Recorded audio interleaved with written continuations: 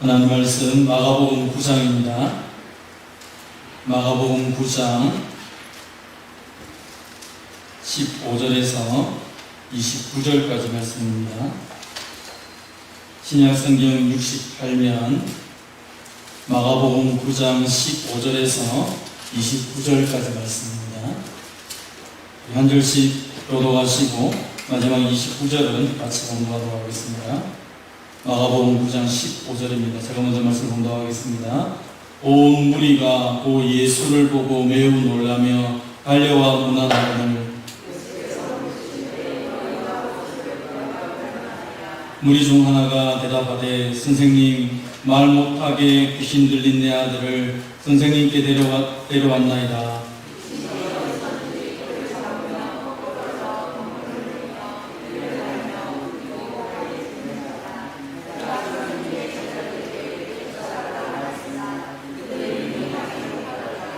대답하여 이르되 믿음이 없는 세대여, 내가 얼마나 너희와 함께 있으며 얼마나 너희에게 참으리요 그를 내게로 데려오라 하시매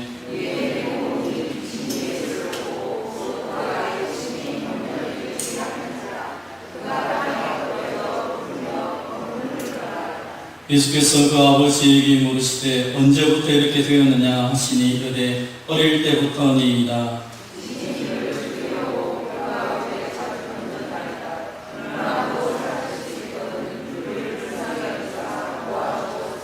예수께서 이르시되 할 수 있거든이 무슨 말이냐 믿는 자에게는 능히 하지 못할 일이 없느니라 하시니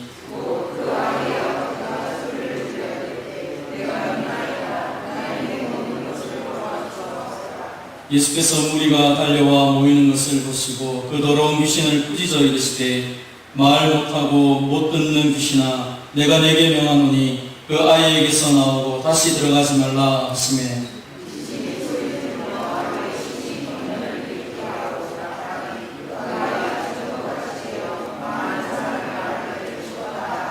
예수께서 그 손을 잡아 일으키시니 이에 일어서니라.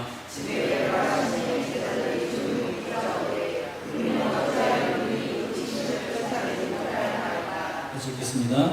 이르시되 기도 외에 다른 것으로는 이런 종류가 나갈 수 없느니라 하시니라. 아멘.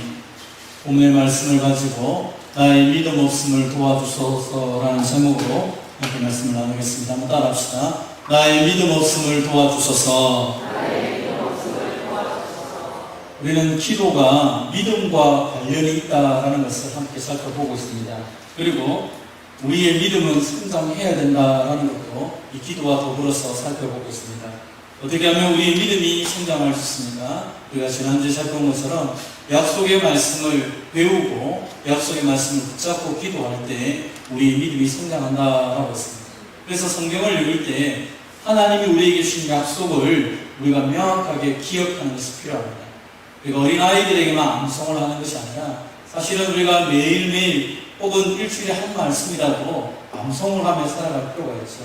그리고 그 말씀이 정말 내 삶 가운데 어떻게 이루어지는지를 구체적으로 경험하는 것, 그것은 약속의 말씀을 붙잡고 기도할 때 가능한 것입니다. 그래서 여러 가지 말씀들을 그냥 누가 이렇게 누구에게는 이루어지고 나에게는 안 이루어지고가 아니라 이 말씀은 나에게도 주신 말씀이라는 사실을 꼭 기억하면서 붙잡고 기도해야 되는 것이죠. 그런데 어떻게 하면 기도 응답이 되는지 성경에 보면 기도 응답을 받았던 여러 사람들의 증언들이 많이 나와 있습니다. 하나님이 이런 기도는 이렇게 하라고 하신 말씀도 많이 있습니다. 그래서 우리가 어떻게 해야 하나님이 응답을 주시는지 그 다양한 방법들이 성경에 많이 나와 있었다라고 말씀드렸죠. 그래서 우리는 성경을 읽을 때 이 사람이 응답받았구나 라고 지나가는 것이 아니라 엘리야가 이렇게 기도했을 때는 응답하였고 하나님이 히스기야가 이렇게 기도해도 응답하였던 것처럼 나도 이렇게 기도하면 하나님이 내 삶 속에 기도 응답을 주시겠구나, 그들에게 임하셨던 하나님이 오늘 나에게 임하실 것을 함께 사모하면서 기도해야 된다라고 말씀을 드렸습니다. 특별히 믿음으로 기도할 때, 우리의 믿음이 성장하려고 할 때 가장 방해가 되는 것은 마음에 숨겨진 죄라고 했습니다. 그래서 내 마음에 어떤 죄를 가지고 숨겨놓고 기도하려고 하면 기도가 안 됩니다. 그래서 먼저 기도할 때 하나님, 내 마음을 하나님이 가르쳐 주십시오. 내 마음을 보게 하시고 내 안에 숨겨진 죄악이 있다면 깨닫게 하시고 하나님 앞에 다 자백하게 하셔서 내가 하나님 앞에 깨끗한 마음으로 기도할 수 있도록 은혜 베풀어 달라고 내 자신의 마음을 살펴봐 달라는 기도를 먼저 해야 된다고 했습니다. 그래서 우리가 내가 거룩하신 하나님 앞에 또 거룩하신 성령이 나와 함께 있음을 믿고 나의 마음의 모든 것들을 하나님 앞에 내어놓고 기도하는 것, 숨김없이 다 회개하고 기도하는 것이 중요하다라고 말씀을 드렸습니다. 자, 그렇다면 세 번째로 오늘 이제 세 번째, 네 번째 함께 말씀을 살펴볼 텐데 한번 따라해 봅시다. 우리의 믿음이 성장하려면 우리의 믿음 없음을 고백하고 도와달라고 기도해야 합니다. 많은 사람들이 기도를 할 때 하나님 제가 믿음이 없습니다. 저를 도와주십시오 라고 기도를 해야 된다라고 말을 하지만 잘 하지 않을 때가 있습니다. 그냥 열심히 하면 응답이 될 테니까 그냥 열심히 하겠다라고 말할 때가 있는 것입니다.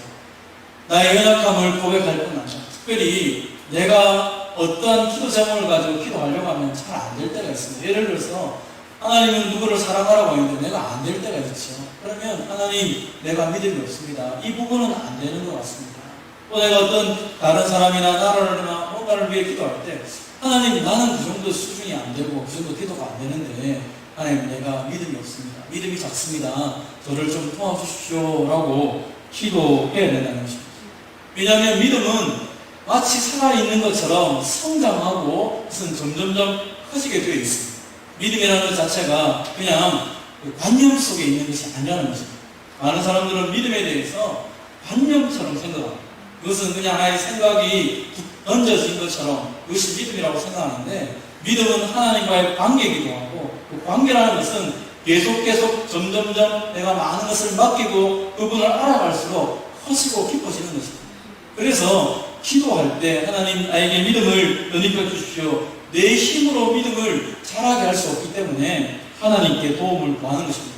믿음이라는 것은 하나님께로부터 오는 것입니다. 말씀을 들어도 그 말씀이 내 마음을 깨우치고 내 영혼을 움직여야 그것이 성장하게 되는 것입니다. 그래서 하나님 앞에 늘 말씀을 듣기 전에도 또 기도하기 전에도 항상 하나님 나에게 믿음을 더 느껴주십시오. 내가 믿음이 없습니다. 내 믿음을 성장해달라는 기도를 하는 것이 굉장히 중요합니다. 어떤 성경을 살펴보면 마치 믿음이 뚝 떨어진 것처럼 보여지는 사람들이 몇 군데 나타나기도 합니다. 예를 들어서 혈루병을 앓고 있는 여인이 예수님에게 다가가서 예수님의 옷자락을 만지는 사건이 마태복음 9장에 나옵니다. 이 12년 동안 혈루증을 앓고 있는 여인이 예수님 옷에 손을 딱 댑니다. 그러면서 저 옷자락만 만져도 내 혈루병이 나을 것이다 라고 믿고 만져버립니다. 그러니까 어떻게 됩니까? 예수님이 말씀하신 것처럼 너희의 믿음이 너를 구원하였다. 그 자리에서 병이 나왔을 뿐 아니라 그의 인생이 변화되는 사건을 보기도 합니다. 또 뿐만 아니라 이 다음 구절, 바로 구절에 나오는 본문에 보면 두 맹인이 예수님을 향하여 다윗의 자손이여 나를 불쌍히 여기소서 라고 외치며 달려오는 경우가 있습니다. 이 두 맹인과 역시 마찬가지입니다. 예수님을 향하여 다윗의 자손이라고 외치고 주님 우리가 보기 원합니다 라고 말했을 때 예수님께서 역시 그들에게 동일한 말씀을 하시죠. 너희의 믿음대로 되라 라고 말씀하십니다. 그래서 어떤 경우에는 너희의 믿음대로 되라, 내 믿음대로 될지어다, 내 믿음이 너를 구원하였다 라는 그 말 한마디로 치유가 일어나는 것처럼 보일 때가 있는 것입니다. 그러나 이 본문에서도 마찬가지로 가장 중요하게 되는 것은 이들의 믿음이 어떻게 형성되었고 그 믿음이 한 번만에 치유로 연결된 것이 아니라 그 믿음이 예수님과 만났을 때 작용하더라는 것입니다.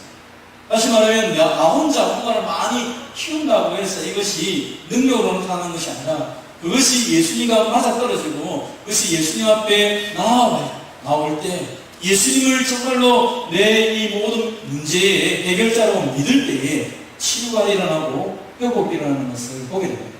그래서 우리가 단순히 너의 믿음대로 되라 라고 우리가 누군가를 선포할 때 조심해야 될 것은 예수님이 말씀하신 것과 우리가 너의 믿음대로 되라 라고 하는 것은 다르다는 것입니다. 예수님 자체, 믿음의 주가 그 자리에 계셔서 믿음의 주가 그 사람에게 명령을 하게 되는 것입니다. 그래서 우리는 너의 믿음대로 되라 라고 우리가 단순하게 명령하기보다는 주님의 그 이름, 주님의 능력을 의지하면서 이것을 선포할 수 있어야 되는 것입니다. 사실 성경에 보면 많은 사람들이 믿음 때문에 칭찬을 받고 회복이 되는 일들이 많이 있습니다. 그러나 반면에 예수님을 그렇게 가까이 섬겼던 제자들 가운데도 제자들은 자주 믿음이 없는 자들로서 성경에 나타날 때가 많이 있습니다. 예를 들어서 그들이 거라사인 지방으로 가기 위해서 배를 타고 건너갈 때 큰 파도가 치고 예수님은 잠을 자고 있을 때 제자들이 이야기해요. 주님 큰일 났습니다. 우리가 물에 빠져 죽겠습니다. 제발 일어나서 어떻게 좀 해보십시오 라고 얘기합니다. 그때 예수님이 그들을 향하여 뭐라 말합니까? 어찌하여 무서워하느냐? 믿음이 작은 자들아. 예수님을 3년이나 따라다니고 있는 제자들을 향해서 믿음이 작은 자들아 라고 얘기합니다. 반대로 우리가 지난번에 살펴본 것처럼 백부장이라든지 저 강하인 여인 같은 경우에는 예수님 말씀만 듣고도 믿음이 크다. 이스라엘 중에서 이보다 큰 믿음이 없다라고 칭찬을 받게 되는데 늘 예수님을 따라다니고 예수님과 함께 있었던 이 제자들은 믿음이 잘 자라지 않았다는 것을 성경에서 말하고 있는 것입니다. 그래서 하도 믿음이 잘 안 자라니까 그들이 예수님에게 그런 요청할 때가 많이 있었죠. 주님, 우리에게 믿음을 좀 더해 주십시오.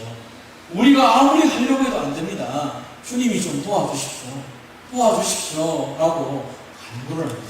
그럼 여기서 우리에게 주는 도전이 무엇입니까? 그것은 믿음이라는 것은 주님 앞에 달라고 하면 주님이 주신다는 것입니다. 어떤 사람은 그냥 말씀만 듣고도 믿음이 커가는 것처럼 보이지만 그러나 대부분의 경우는 믿음이라는 것 자체는 주님과 나와의 교제를 통하여서 형성되는 경우가 많다는 것입니다. 그러므로 오늘 내 삶 속에서 내가 어떤 좀 오래 신앙생활을 한 것처럼 보이는데도 불구하고 내 믿음이 별로 형편없다. 사실 믿음이 형편없다라는 것을 어떻게 알 수 있습니까? 어려운 일을 만나보면 내 믿음의 정도를 알게 됩니다. 건강이 좀 갑자기 어려움이 닥치면서 경제적인 어려움이 닥치면서 내 인생에 뭐 문제가 큰 문제가 부딪혀서 인간의 힘으로 할 수 없는 그 일이 부딪혀서 보면 내 믿음의 정도가 나타납니다. 또 반대일 경우도 있습니다. 너무 잘 되어서 정말 내가 생각하는 모든 것들이 다 되었을 때도 역시 믿음을 알 수가 있습니다. 잘 되었을 때 그 사람이 그 모든 것을 누구에게 돌리느냐 그리고 얼마나 겸손하게 서 있느냐에 따라서 그 사람의 믿음을 측정할 수가 있죠.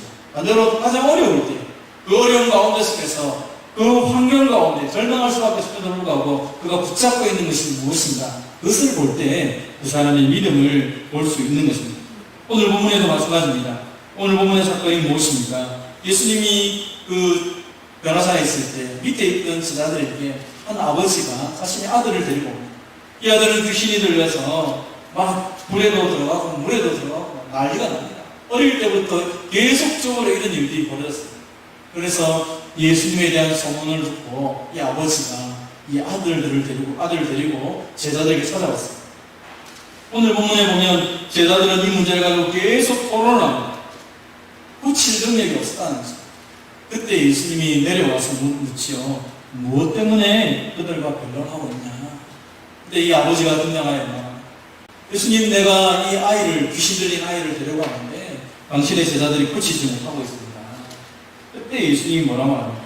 믿음이 없는 세대여, 내가 얼마나 너희와 함께 있을까?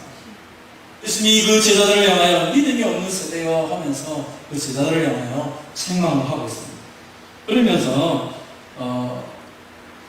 아이가 거품을 물고 막 쓰러지고 있습니다. 예수님 한 번 더 질문합니다. 언제부터 이렇게 되었느냐? 그가 어릴 때부터 이렇게 되었습니다. 나를 불쌍히 여기시고 도와주십시오. 할 수만 있다면 무엇을 할 수 있거든 나를 좀 도와주십시오 라고 이 아버지가 얘기합니다. 사실은 이 아버지가 예수님께 찾아왔던 것은 다른 방법이 없으니까 예수님이라는 분이 좀 대단하다고 하니까 한번 데려왔는데 제자들을 보니까 아무것도 못하고 있으니까 좀 마음이 낙심이 많이 됐던 것 같습니다. 그래서 무엇이든지 할 수 있으면 한번 해보든지 말든지 이렇게 얘기하고 있다는 거죠. 그때 예수님이 정확하게 뭐라고 얘기합니까? 할 수 있거든이 무슨 말이냐? 믿는 자에게는 능히 하지 못할 일이 없느니라 라고 정색을 하면 얘기합니다. 해보든지 말든지가 아니라 네가 어떻게 생각을 가지고 이 자리에 있느냐라고 질문을 하는 거죠. 그래서 이 아버지가 정신을 차려서 소리를 질러 말합니다. 내가 믿습니다. 근데 지금 나는 믿음이 별로 없는 것 같습니다. 내가 믿는다고 말하지만 이 순간에 어떤 일이 일어날지 나는 잘 모르겠습니다. 제발 나를 좀 도와주십시오.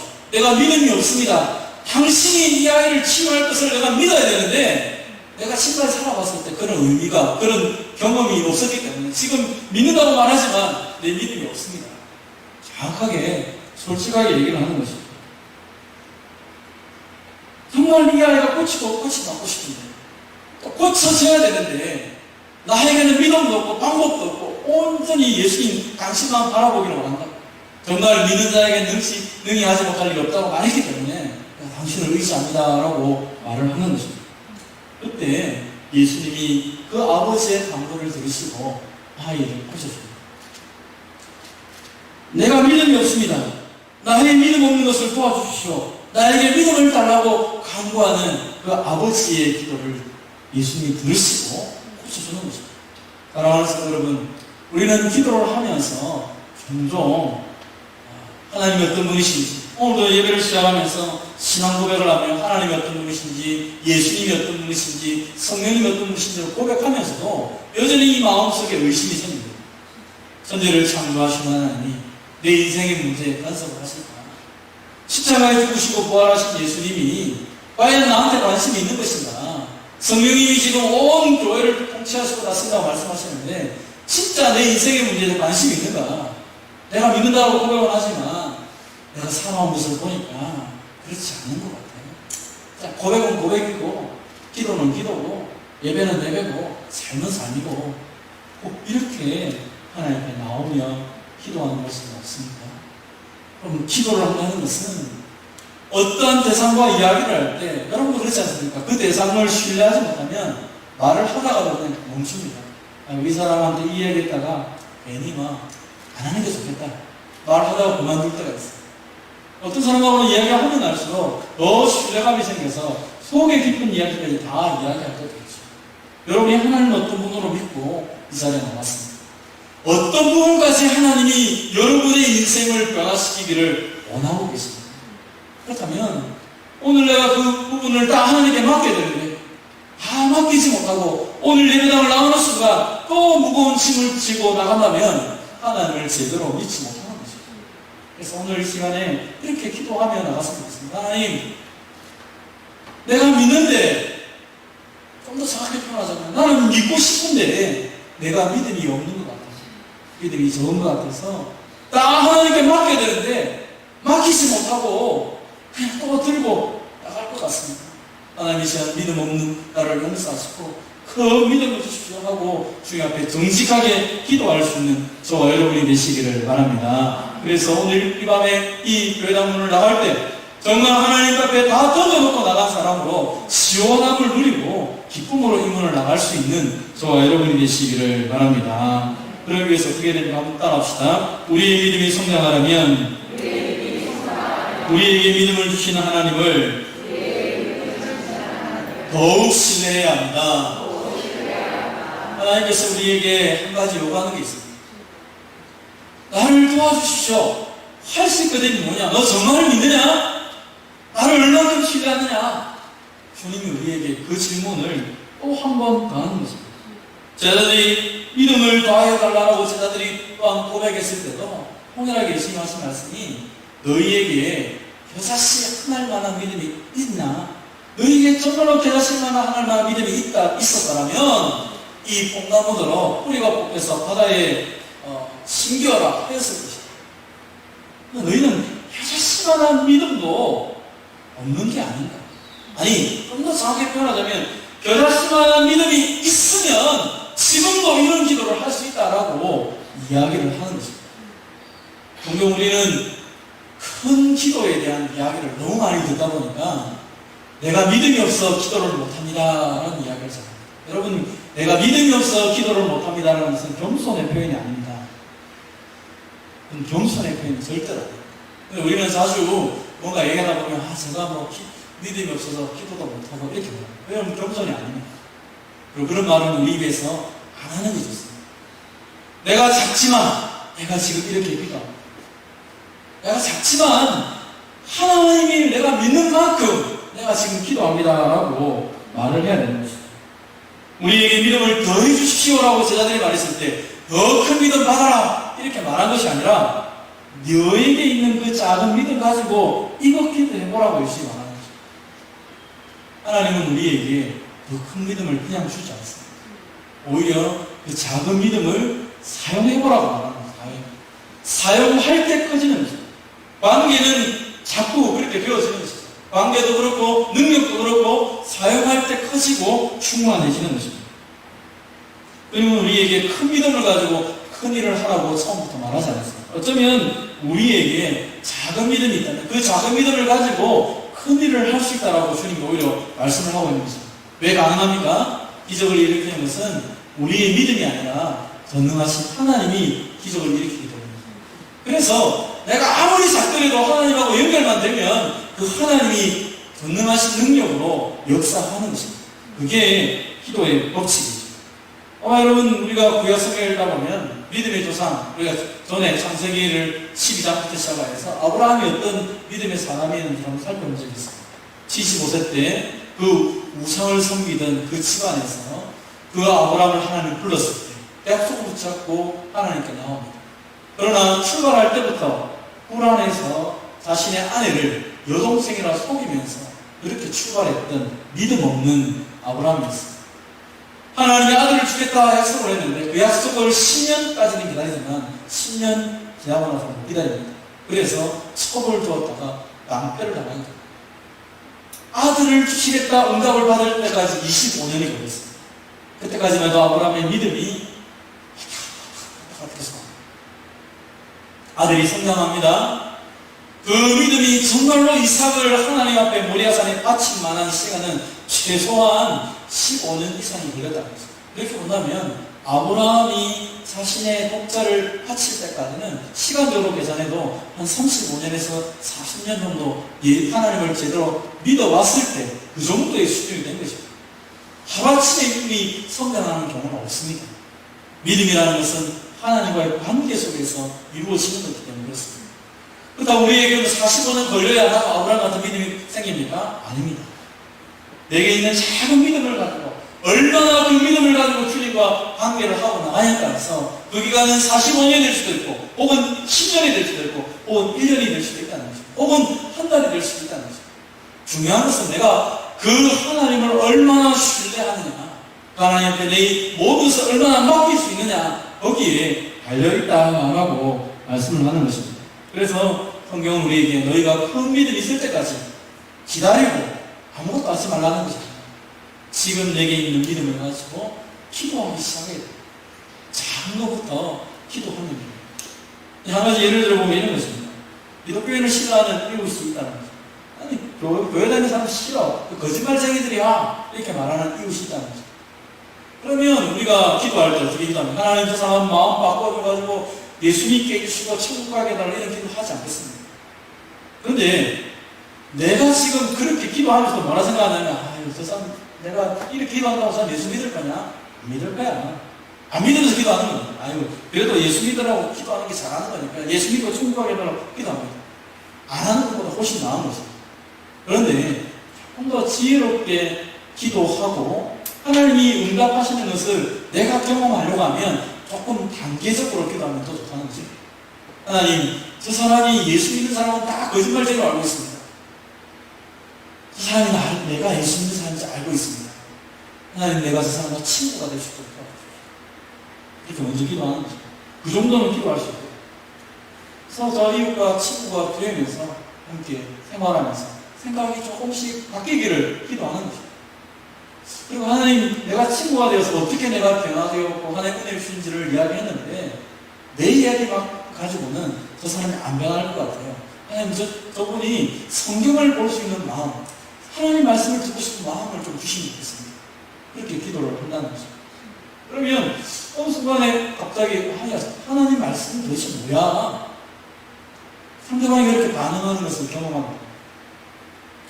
하나님, 저 사람이 성경을 정말로 하나님 말씀에 대해 관심 생겼는데 그러면 어떻게 해야 됩니까? 물어보겠죠. 성경을 읽어보시면 되는데 내가 성경 하나 사드릴까요? 여러분, 우리가 보통 어떤 사람에게 성경을 사드릴까요? 라고 질문하면 거의 90% 사람들은 아니요, 안 사도 됩니다. 그냥 제가 알아서 살게요. 삽니다. 성경을 읽기 시작하면 하나님께서 반응을 주기 시작해서 하나님 성경을 읽을 때 그 사람이 좀 더 말씀을 깊이 알게 하시고 예수님을 좀 알았으면 좋겠습니다. 이렇게 기도하는 것입니다. 그리고 난 이후에 말씀을 알기 시작하면 사람들이 첫 번째 우리에게 주는 질문이 하나 있는 게 뭐냐면 정말 하나님을 믿으실까?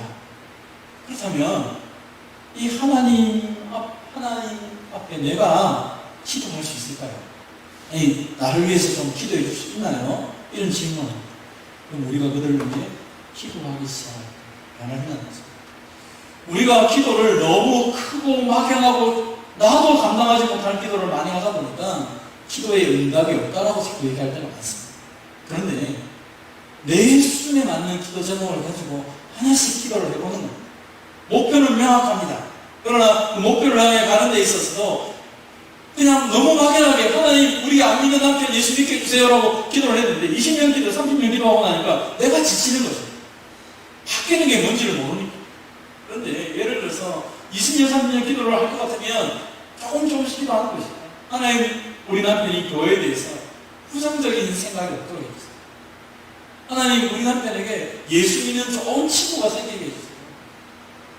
이런 식으로 조금 더 구체적으로 기도하기 시작하다 보면 기도가 어떻게 응답이 되는지를 내가 안다는 것입니다. 내가. 그래서 나는 믿음이 작은데 너무 큰 기도를 자꾸 하다 보니까 기도가 응답이 안 된다고 생각해서 기도를 포기한다는 것입니다. 하나님은 분명히 역사하신다고 합니다. 그래서 우리가 그 부분을 조금 더 구체적으로 하나님께 지혜를 달라고 기도하는 것입니다. 통일을 위한 기도도 마찬가지입니다. 그럼 우리가 남북 통일에 대한 기도를 얼마나 오래 했습니까? 그런데 어떤 분들은 그냥 막연하게 통일을 해달라고 무조건 기도합니다. 근데 어떤 분은 그 통일을 위해서 단계별로 기도하는 분들이 있어요. 그리고 많은 하나님의 응답을 받았다고 우리에게 자랑하시는 분들이 있어요. 왜 그렇습니까? 내가 조금 더 구체적으로 어떤 목표를 향해서 기도하기 시작하면 하나님은 반드시 역사하는데 문제는 내가 하나님이 역사하는 것을 알지 못하기 때문에 금방 지쳐서 기도가 잘 안 된다는 것입니다. 사랑하는 성도 여러분, 그래서 하나님이 우리 가운데 역사하는 것들을 내가 자꾸 경험해야 우리 삶 속에 기도가 깊어지고 넓어지게 되는 것이죠. 그 특징이 어떻게 됩니까? 하나님이 내게 역사하는 것을 자꾸 알게 되면 우리의 반응은 분명해집니다. 어떻게 분명해집니까? 감사가 넘치게 됩니다. 그럼 우리가 감사를 해야 된다는 것은 막연하게 하나님 무조건 잘해 주실 것이니까 무조건 감사하고 보겠습니다. 그런 수준이 그게 아니라 기도를 하는 사람은 다르다는 것입니다. 기도하는 사람에게 있어서 감사한다는 의미는 하나님의 응답을 매일매일 경험하기 때문에 감사가 나오는 것입니다. 예를 들어서 우리 성경에 보면 예수님이 지나갈 때 문둥병 10명이 달려 들어와서 예수님에게 그런 것처럼 주님, 우리를 불쌍하게 해주세요 말합니다. 우리가 아는 것처럼 그 10명이 주님 앞에 불쌍하게 달렸을 때 예수님이 뭐라 말합니까? 제 승항에 가라. 그러면 너희 몸이 깨끗하게 나을 것이다. 10명의 문둥병이 예수님께 그 요청을 하고 말씀을 듣고 순종하며 제사장에게 달려갑니다. 가는 도중에 보니까 다 나왔습니다. 9명은 그냥 내리달려서 제사장에 뛰어들어가서 자신의 몸이 회복되면서 증명받고 가정으로 돌아갔을 거죠. 근데 한 명이 가다가 되돌아옵니다. 하나님이 나를 고치셨구나. 예수님이 하나님을 통해서 나를 낫게 하셨구나. 그 사실을 알고 돌아와가지고 예수님 발 앞에 엎드려 감사하기 시작합니다. 그럴 때 예수님이 뭐라 말합니까? 이 이방인 외에 하나님께 감사함, 영광을 돌리러 온 자가 없느냐? 일어나 가라. 너희의 믿음이 너를 구원하였네. 문둥병 나는 수준이 아니라 너의 영혼 자체가 구원받은 사람이 되었다라고 선포하는 것입니다.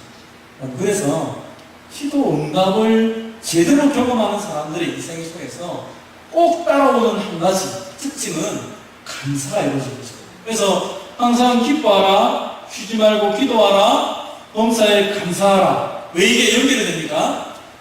기도하면 할수록 감사한 조건들이, 감사의 내용들이 많아지기 때문에 다 감사하는 것이죠. 그래서 하나님을 신뢰하게 됩니다. 아, 이것 하나님 응답하시고, 이것 응답해 주시고, 이것 응답해 주셨으면 이건 안 봐도 응답이 되는 거야. 그래서 가는 거예요. 그게 기도의 재미를 넓혀주고 우리 기도를 깊게 들어가는 하나님의 방법이라는 거죠.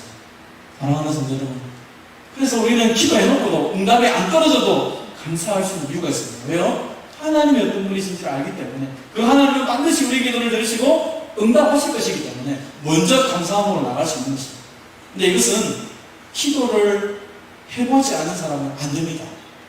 그리고 기도를 구체적으로 하지 않은 사람도 잘 안 됩니다. 왜냐하면 응답받은 경험이 없기 때문에. 그래서 오늘 성경은 우리에게 조금 더 구체적으로 내 믿음의 수준 따라서 먼저 기도를 하고, 그러면서 하나님 앞에 이 믿음이 주님과의 관계를 통하여 내가 믿는 만큼 더 넓어지고 깊어지게 해달라고 하나님께 기도할 수 있는 사람이 되어야 된다라고 말합니다. 그래서 오늘 두 가지. 하나님, 내가 믿음이 없습니다. 나를 도와주십시오.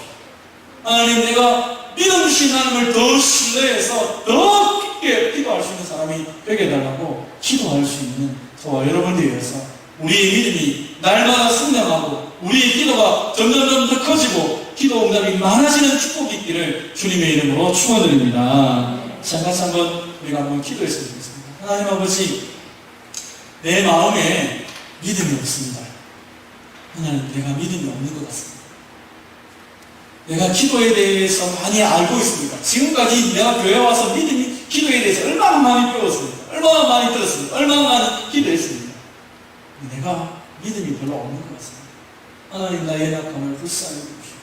내게 믿음을 더 느껴주십시오. 내가 하나님을 신뢰하는 마음이 별로 없어서 기도를 해도 재미도 없고 마음이 더 답답하고 하나님의 그 역사에 대해서 내가 잘 몰랐던 것 같습니다. 하나님, 이 시간 내게 믿음을 더 입혀주시고 내가 더 하나님을 신뢰하는 마음을 더 입혀달라고 주신 말씀을 생각하면서 같이 한번 기도하겠습니다. 기도하겠습니다.